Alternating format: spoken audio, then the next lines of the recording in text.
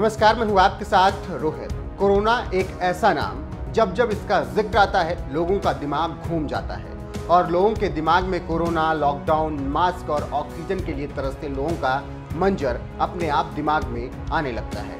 लेकिन आपसे ये पूछा जाए कि ये किसने दिया तो आप झट से कह सकते हैं कि ये चीन से आया था और इसी चीन ने दुनिया का पहिया रोक दिया था। और अब इसी कोरोना से कई देश दिवालिया भी हो गए हैं और कुछ देश होने की कगार पर खड़े हैं।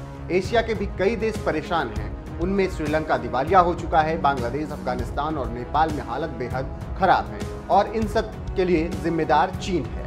लेकिन पाकिस्तान चीन का साथ कभी नहीं छोड़ेगा। अब उन्हीं देशों को बचाने के लिए भारत ने जान की बाजी लगाई है। रणनीतिकारों की माने तो भारत का मानना है कि इन देशों से चीन के दखल को कम करें और अपना वर्चस्व कायम करें। इसीलिए भारत इन देशों को गेहूं, तेल और आटा के साथ साथ पैसे भी भेज रहा है और मदद कर रहा है।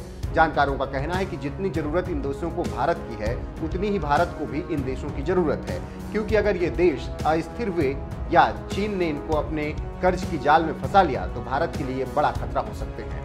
ऐसे में भारत ने इन देशों को बचाने के लिए पूरी ताकत झोंक दी है। ये तो आप जानते ही होंगे कि कैसे श्रीलंका तबाह हुआ और बर्बाद हो गया। जानकारों की माने तो श्रीलंका चीन की चाल को समझ नहीं पाया और उसके कर्ज में फंस गया और आज श्रीलंका की हालत क्या है दुनिया के सामने है। लेकिन श्रीलंका को बचाने के लिए भारत सामने आया। पहले बॉन्ड के रूप में 10 अरब रुपया दिया, फिर दवा, गेहूं और पेट्रोल डीजल से मदद की। पूरी दुनिया में अगर श्रीलंका को कोई मदद कर रहा है तो वो केवल हिंदुस्तान है। वहीं अगर नेपाल की बात की जाए तो भारत के साथ नेपाल का रिश्ता आदिकाल से चला आ रहा है और भारत नेपाल का रिश्ता बेटी रोटी का है। इससे ये समझा जा सकता है कि कैसे नेपाल के साथ भारत का रिश्ता इतना पुराना है। लेकिन पिछले कुछ समय से नेपाल भारत के रिश्ते में थोड़ी बहुत कड़वाहट जरूर आई है, क्योंकि चीन की वजह से केपी ओली भारत से रिश्तों को तार तार करते रहे हैं, लेकिन अंततः उनको जाना पड़ा। अब बात बांग्लादेश की कर लेते हैं। भारत ने बांग्लादेश की काफी मदद की है और आगे भी मदद करने की जरूरत पर वो बल देता रहा है। शेख हसीना सरकार को मोदी सरकार ने हर संभव मदद की बात हमेशा कही है और भारत करता भी है उनकी मदद। अब बात अफगानिस्तान की कर लेते हैं, जहां पर मानवता शर्मसार हो रही है, लेकिन कोई मदद करने के लिए सामने नहीं आ रहा है और जो देश मदद कर रहा है वो भारत है। भारत ने पहले गेहूं चावल भेजा, फिर दवा भेजी, उसके बाद कोरोना की दवा भेजी और अभी भूकंप आया तो फिर एक बार ट्रकों से लदा गेहूं अफगानिस्तान भेज दिया, जिसे देखकर दुनिया ने तारीफ की।